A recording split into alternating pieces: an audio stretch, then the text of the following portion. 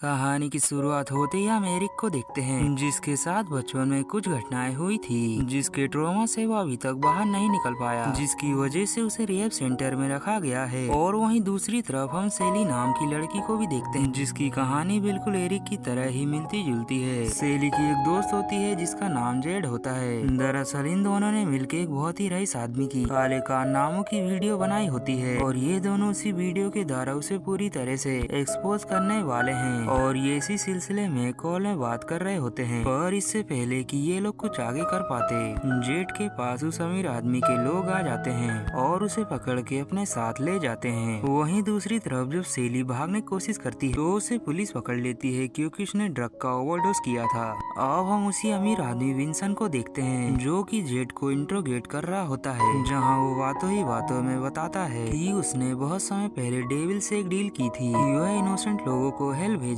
जिसके बदले में डेविल उसे पूरी तरह से अमर कर देगा। इसी के साथ हम विंसन के अंदर कुछ शक्तियाँ भी देख पाते हैं, क्योंकि वो जैसे ही जेट के कानों में कुछ कहता है तो वह अचानक से पजेस होके अपनी ही जान ले लेती है। वहीं दूसरी तरफ पुलिस वाले सेली को रिहैब सेंटर भेज देते हैं ताकि वो अपने इस ड्रग के नशे को छोड़ सके। यहाँ पर आते ही सेली की मुलाकात एरिक से होती है और ये दोनों कुछ ही दिनों में काफी अच्छे दोस्त बन जाते हैं। और एक दिन विंसन की राइट हैंड मेरियन सेली को ढूंढते हुए इस रिहैब सेंटर तक पहुँच जाती है, जिसे देखते ही सेली काफी टेंशन में आ जाती है और वह एरिक को सारी बात बता के यहाँ से भागने के लिए कहती है, जो सुनकर एरिक भी उसकी मदद करने के लिए रेडी हो जाता है। वो दोनों इस रिहैब सेंटर से बाहर भाग जाते हैं, जिसके बाद ये दोनों बड़े ही सावधानी से घर में जाते हैं, जो कि एरिक के दोस्त का खाली घर होता है। और यहाँ पर ये दोनों छुप छुप कर रहने लगते हैं और काफी दिन साथ में रहने के बाद इन दोनों को प्यार भी हो जाता है। और इधर विंसन के लोग अभी तक इन्हें ढूंढ रहे होते हैं, जहाँ बहुत ढूंढने के बाद ये दोनों आखिरकार पकड़ा ही जाते हैं। और इन दोनों को पकड़ने के बाद बड़े ही बेरहमी से मार दिया जाता है। और इसके कुछ घंटों के बाद एरिक की आंख खुलती है, वह अपने आप को नर्क व स्वर्ग के बीच की दुनिया में पाता है, जहाँ आगे चलने पर उसे उसी दुनिया का गाइड मिलता है, जो कि उससे कहता है कि मैंने ही तुम्हें इस दुनिया में लाया है ताकि तुम विंसन को जान से मार सको, क्योंकि अगर वो अपने मकसद में कामयाब हो गया तो बहुत ही ज्यादा बुरा हो जाएगा। वह कहता है कि तुम्हारे पास बहुत ही कम समय बचा है, क्योंकि तुम्हारी सोल धीरे धीरे अंधेरे में जा रही है।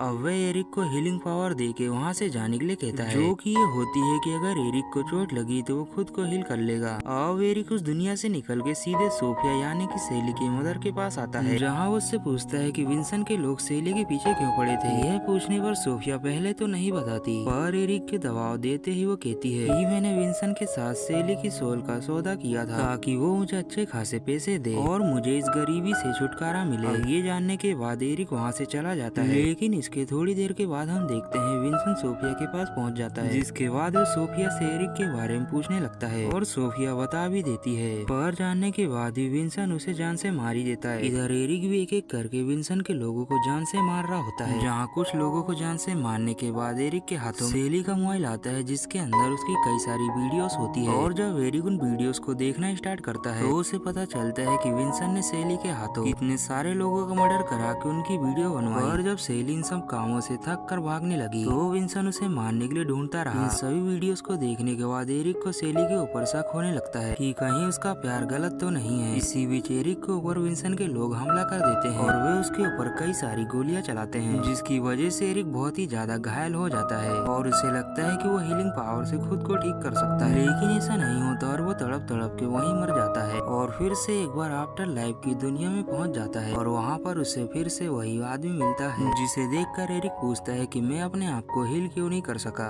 तो वह आदमी कहता है कि तुमने अपने प्यार के बारे में गलत कुछ सोचा है। तो एरिक उन वीडियोस की बात उसे कहता है। यह सुनकर वो आदमी कहता है कि उन वीडियोस की वजह से तुमने अपने प्यार पे शक किया और तुम्हारा विश्वास डगमगाने की वजह से तुम मारे गए और अब तुम सेली को दोबारा इस धरती पे नहीं ला सकते। ये सुनकर एरिक थोड़ा बहुत इमोशनल हो जाता है और वह उस आदमी से रिक्वेस्ट करता है कि उसे कोई रास्ता बताए। जहाँ रिक्वेस्ट करने के बाद वो आदमी आखिरकार मान ही जाता है और अब वो आदमी उसे एक और रास्ता बताता है, जहाँ वो उससे कहता है कि तुम्हें भी हेल में जाके डेविल से सौदा करना हो और वह भी अपनी आत्मा का, ताकि वो तुम्हें सुपर नेचुरल ताकत दे सके। जो सुनकर एरिक तुरंत ही जाने के लिए मान जाता है, जिसके बाद एरिक डेविल से सौदा कर लेता है और उसके अंदर सुपर नेचुरल पावर आ जाती है, यानी कि वो फिर से एक बार जिंदा होकर अपने दुश्मनों को मार सकता है। और ऐसा होता भी है और वो सबसे पहले जाके उन्हीं लोगों को मारता है जिन लोगों ने उसे लास्ट टाइम जान से मारा था। और इसके बाद एरिक मेरियन के पास जाता है, क्योंकि वो विंसन की सबसे वफादार होती है और वही थी जो विंसन का पता बता सकती थी। एरिक को मेरियन एक ओपेरा हाउस में मिलती है, जहाँ एरिक विंसन के लोगों को बहुत ही ज्यादा मारता है और फिर वह मेरियन को लाश में पकड़ के पूछता है कि विंसन कहाँ है, जो देखकर मेरियन ना चाहते हुए भी एरिक को पता बता देती है और इसके बाद एरिक सीधा ही विंसन के पास चला जाता है, जिसके बाद हमें दोनों के बीच जोरदार फाइट देखने को मिलती है और हमें शुरुआत में लगता है कि एरिक अब मारा जाएगा, पर एरिक अचानक से सेली को याद करके बहुत ही मारता है, जिसके चलते विंसन दोस्तों बहुत ही बुरी तरह से मारा जाता है और उसके मरते ही वो नर्क में चला जाता है। इधर विंसन के मरते ही सेली भी जिंदा हो जाती है और यही तो एरिक चाहता था,